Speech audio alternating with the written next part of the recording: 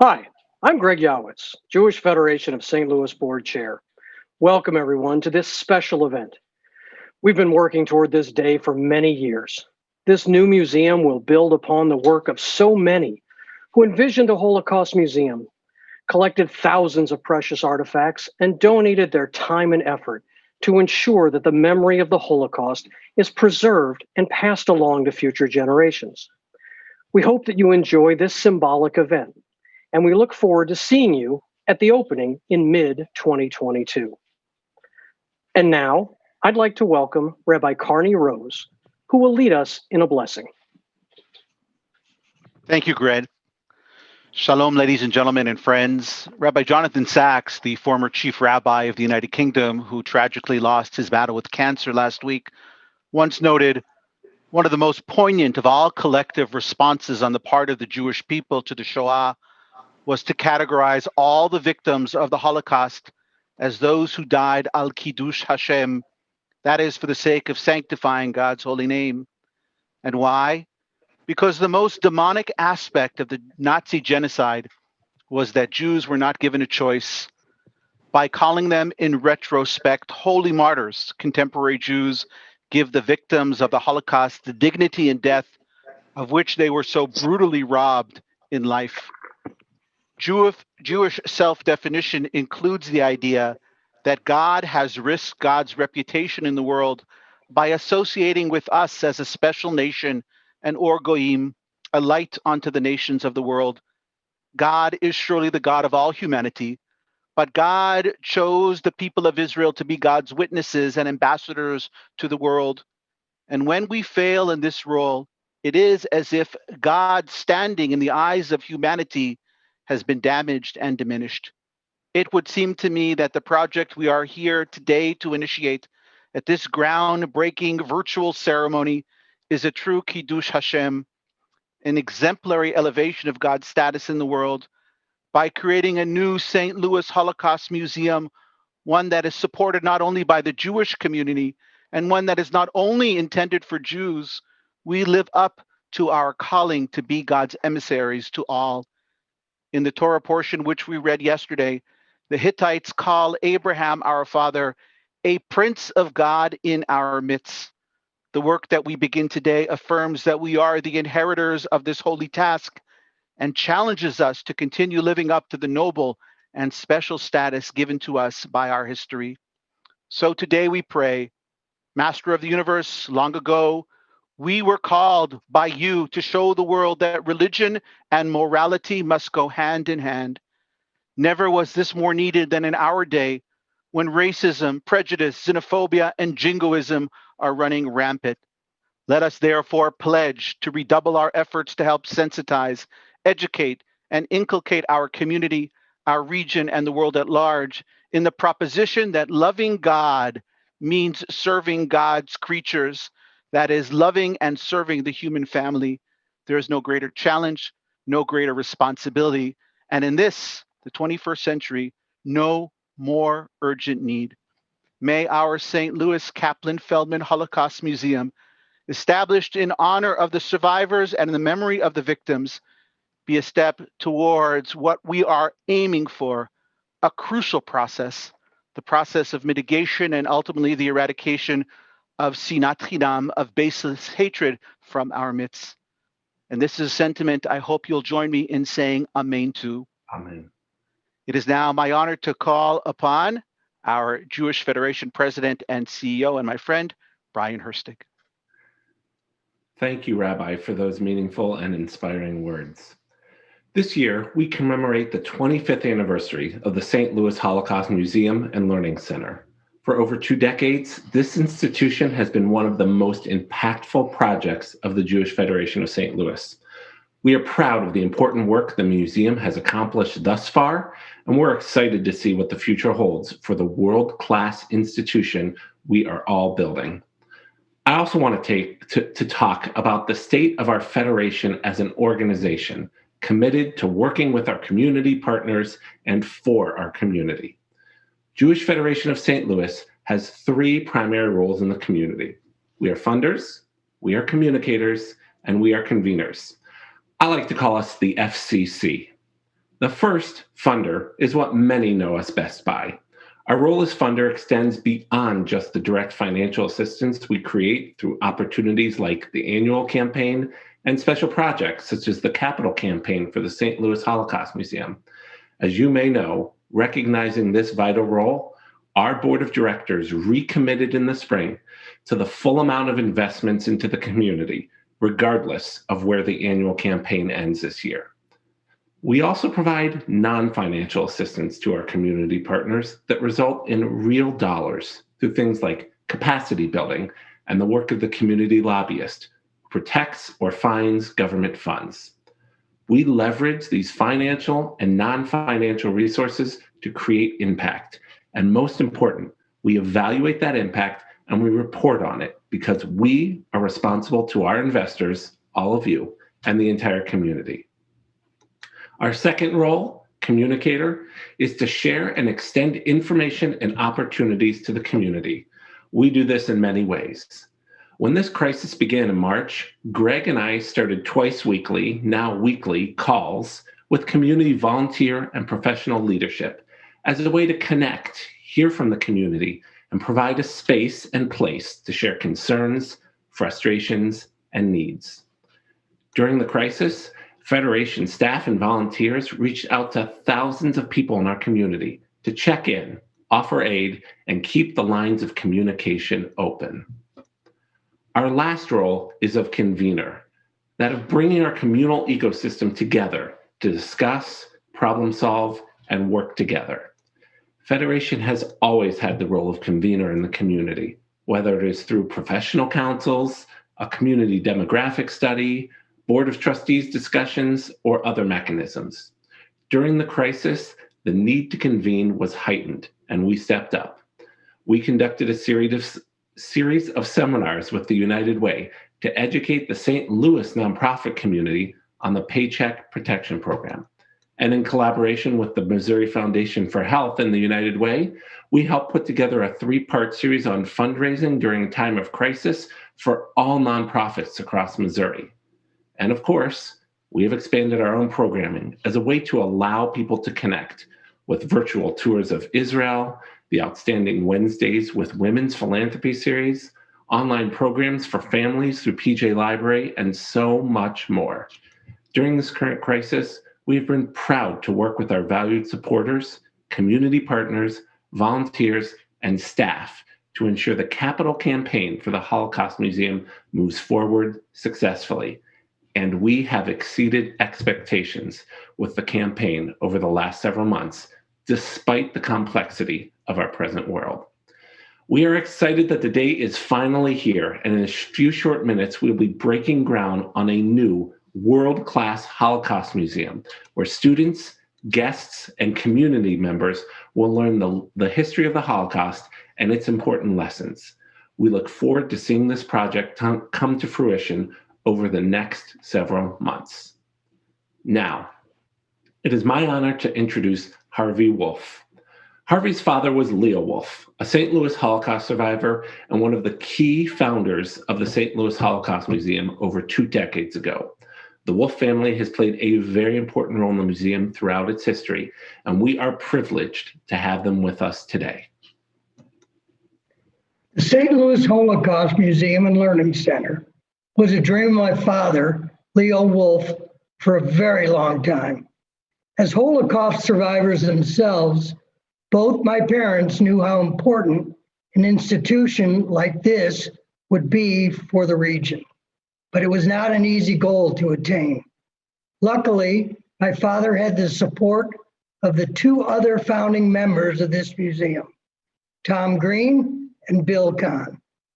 Rabbi Robert Staenberg was also an integral part of the project. It was the determination and hard work of the museum's founders that helped the project come to fruition. Without them, we might not be here today, 25 years later. For my parents, this museum is almost like a personal legacy. My father spent many years of his life speaking to students, churches, community groups, and whoever would listen about the story of the Holocaust. As a 2nd-generation survivor, I was raised with that story. I knew firsthand how important it was for my father, my mother, and my family to share their stories. Creating a Holocaust museum in St. Louis was a personal dream of my father's, and my mother stood beside him throughout the entire process. When the museum opened in 1995, it was also a sobering experience. We felt jubilation at the opening of the museum, yet the story of the Holocaust is not a happy one. But it's important. It's important that we never forget the history and the legacy of the Holocaust. Hatred and genocide have sadly not disappeared from the world. We know that the lessons of the Holocaust are a critical part of teaching others about what it means to say, never again. Only then can we work towards a world where a horrific event like the Holocaust will never happen again. My father used to say all the time, soon enough, all of the survivors will be gone. There will be no firsthand witnesses to testify anymore. That's why it's so important for the institutions like the St. Louis Holocaust Museum to continue teaching the legacy of the Holocaust to future generations. The voices of survivors will continue to echo powerfully in the new institution, as they have for over 2 decades in the current one. I am proud that both of my parents' stories will be a key part of the story visitors hear when they visit the museum after its opening in 2022. It's time for something bigger and better, and that's why we're here today. The St. Louis Holocaust Museum has held such an important role in this community for 25 years, but it's time for a facelift. We're excited to see how the stories of Holocaust survivors, like my parents, will be told with newer technology and a larger world-class institution. That way, we can be sure that all future visitors will truly know what it means to say, never again. The future St. Louis Holocaust Museum will reach thousands of visitors in new, exciting ways. Yet, at the same time, it is also a continuation of the project my father, Bill Kahn, and Tom Green set out to build 25 years ago. Without their passion, persistence, and drive, we would not have such a powerful legacy to build upon as we look forward to this new institution, which we hope will continue to host visitors and students from around the region for generations to come. Thank you, Harvey, and thank you to your father, to Bill Kahn, and to Tom Green, and all of your families for being such great leaders in our community. Now, speaking of great leaders, I have the pleasure to introduce Carol Staenberg. Thank you, Brian. It has been a privilege to chair the Capital campaign over the past 3 years. The tireless efforts of the campaign cabinet and their ongoing work have ensured this project has been a success thus far. I look forward to continuing our important work as we prepare for the opening of the new museum in mid-2022. This groundbreaking could not be more timely. When we look around at the divisiveness, otherizing, and hatred that still exists in our world, it is not difficult to become discouraged. That's where the St. Louis Holocaust Museum comes in. Our future institution will be a place where we will teach visitors to reject hatred, promote understanding, and inspire change. We will educate and empower future generations in the hopes of creating a more inclusive, compassionate world. That is why the goal of this new institution is to make sure we tell the story and lessons of the Holocaust to visitors and students from the surrounding region. Holocaust museums are special places that offer an unparalleled opportunity to use the Holocaust as the shoulders to stand on for teaching compassion and empathy. We look forward to maintaining its relevance well into the 21st century, so even more visitors can study and learn from the brutality of the Holocaust. We are honored by the support we have received from the many individuals, corporations, and foundations during this campaign. Their generosity has created a solid foundation for this project, which we hope to build upon as we continue our campaign to shape a new world-class institution for the St. Louis region and beyond. Earlier this year, we received a $750,000 challenge grant from the National Endowment for the Humanities. This is one of the largest grants ever awarded in the state of Missouri. Our supporters recognized the importance of this grant and reacted to challenge quickly and generously. The overall response to this project has been amazing. In addition to support from countless individuals and family foundations, we have forged important corporate partnerships with corporations like BJC Healthcare, Emerson, and Enterprise Holdings Foundations, just to name a few. The J.E. and L.E. Mabee Foundation was one of our first supporters, and we could not be more grateful for their help getting this campaign off the ground. Over the last 2 years, I am proud to say we have raised over $18 million for this project, but our work is not yet completed. We intend to build on the immense support we've received thus far to ensure we create a world-class institution. We are grateful for our valued partnerships we've built so far, and we look forward to engaging with the community now and in the future to create a brand new Holocaust museum. The time has arrived to reveal the new name and new logo for our future institution.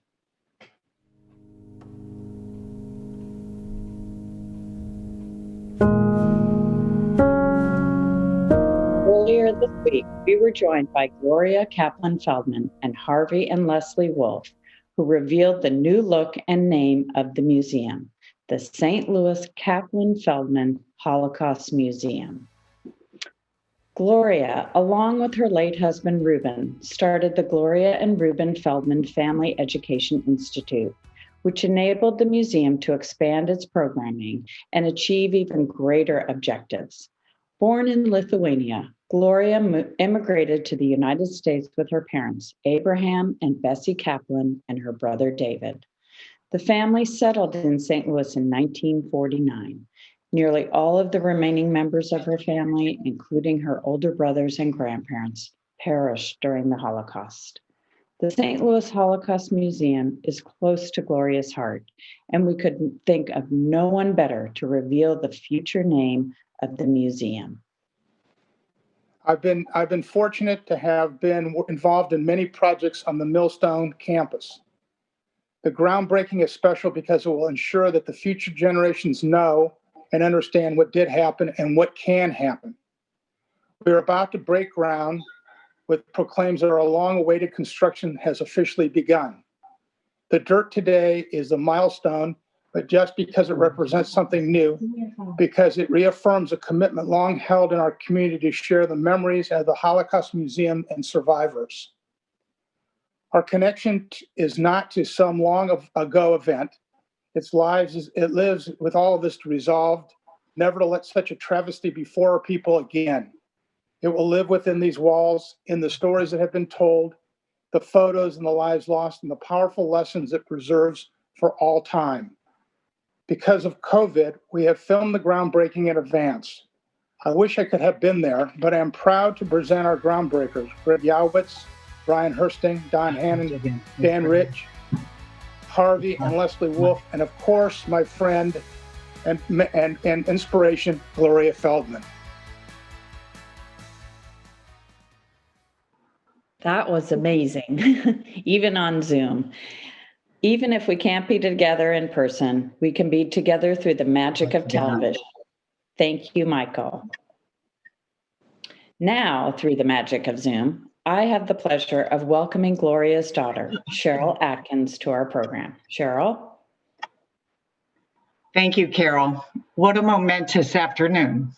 Excuse me. On behalf of my mother, Gloria Feldman, my late father, Reuben Feldman, my uncle, David Kaplan, my children, Sarah and Brian, and my brother, Stephen, I want to say that we are thrilled that you are joining us for this significant groundbreaking. We are truly honored to have our family name on this new Holocaust museum. My parents, along with their families, endured years of experiencing the indescribable during the Holocaust as they were hiding out, witnessing torture, hangings, beatings, and shootings, fighting illness, enduring starvation, escaping camps and ghettos. The idea that they would survive, come to the United States to live in the American dream, and then have a Holocaust museum bearing their names could not have even entered their wildest imaginations. And yet, that is the short version of their story. As we have prepared to announce the new museum name, the Kaplan Feldman Holocaust Museum, we have been thanked by so many. Our honest, heartfelt response is that we are extremely honored and blessed, yet we are not the ones to thank. Those who should be thanked are the kind bakers who gave my family leftover bread to break up into small, stale pieces to ration, the protective farmers who allowed my family to sleep in the chicken coop until it became unsafe, Mother Nature for providing the safety of the forests and the leaves for hiding and the lakes for being submerged in, all to avoid being seen by the SS. The righteous Gentiles for helping Jews. The soldiers who risked their lives by land, air, and sea. The liberators of the concentration camps.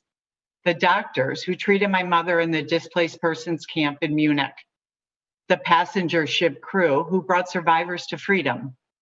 The Jews and the non-Jews who had the courage to fight and defy the odds, those who survived and those who perished trying, and the survivors that tell the stories. We thank Carol Staenberg and the cabinet for tirelessly raising the funds for the museum.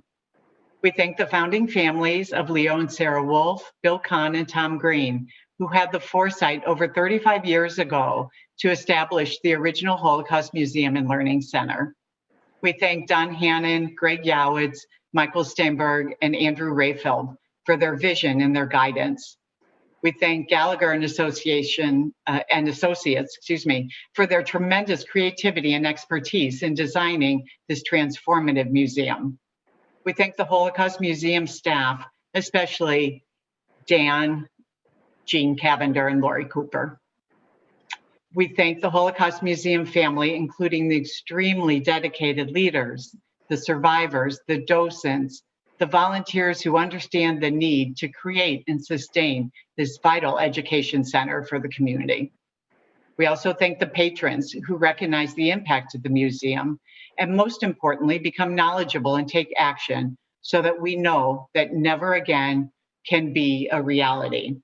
I also want to thank my parents and my grandparents and my uncle, for being my role model and for teaching me that anything is possible if you put your mind to it. We are steadfast in our belief that it is our responsibility to teach and to remember the darkest days for those who survived, as well as those who tragically did not survive. This is the reason we have dedicated the museum in honor of survivors and in memory of victims. We are confident that this new museum will be a strong force in St. Louis and, yes, the region. It will be a must-see destination. Thank you. Hello, I'm Don Hannon, Chief Operating Officer for the Jewish Federation of St. Louis and the Acting Executive Director for the St. Louis Kaplan Feldman Holocaust Museum. I'm excited to have the opportunity to talk about what's next. As our mission statement says, we use the history and lessons of the Holocaust to reject hatred, promote understanding, and inspire change. We will do this by creating a transformative Holocaust Museum experience that fosters empathy and empowers our visitors to take action against bigotry. Over the next 20 months, we will be building a world-class museum and visitor experience. We will also be developing a new institution that will become an important resource for the St. Louis region and the Midwest. The most visible part of the project will be the new building expansion at the corner of Schutz Road and Lindbergh Boulevard that will quadruple the space, allowing the museum to grow well beyond the 30,000 visitors it currently serves.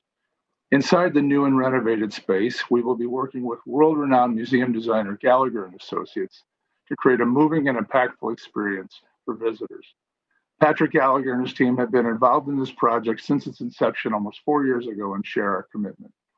TRI Architects has also been with us since we started this project, and AJ Brown Construction will be joining the team. We thank them along with many other partners in getting us to this important place. The new main exhibit area will include all aspects of the story of the Holocaust with a meaningful connection to St. Louis.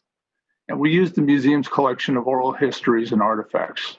The stories and journeys of St. Louis survivors will be told throughout the main exhibit, often in their own words through our vast collection of audio and video testimonies. The Impact Lab will build on the work started almost 10 years ago with the museum's Change Begins With Me exhibit. Using the lessons of the Holocaust as its foundation, the Impact Lab will provide interactive and dynamic experience for students and visitors. This new institution will build on the success of the past 25 years by providing new and expanded educational and engagement opportunities for both the new performance auditorium and the addition of a high-quality special exhibit space. The special exhibit space will allow us to bring exhibits to St. Louis that were previously only accessible by traveling to Holocaust museums in other states. Like many organizations, we had to make tough decisions this year because of the ongoing pandemic. In the spring, we closed the current museum much earlier than expected. However, we have continued our work over the past several months and will continue to do so during the construction period. The museum currently offers vast online resources like virtual museum tours, live speaking events, and a Holocaust education toolkit designed for teachers and educators. We have continued to engage with the community through Facebook, Instagram, and Twitter, and will be rolling out new digital opportunities in the coming weeks and months. These new programs and tools will help ensure our relationships with schools, constituents, and volunteers continue to be strong. We'll be working with our staff, stakeholders, and volunteers to develop the team and culture needed to ensure the success of the new museum. For the past 25 years, the museum has benefited from a strong group of committed volunteers, and without them, we wouldn't be here today. To all of you joining us today, thank you for your commitment and support. We have a lot of work ahead before the summer 2022 grand opening. Please be sure to take today and celebrate this great accomplishment. That concludes our program today. Please visit our website at www.stlholocaustmuseum.org or find us on social media to stay up to date with current and future work. This new world-class institution will educate, inspire, and empower future generations in the St. Louis area and beyond. Thank you for being a part of its success.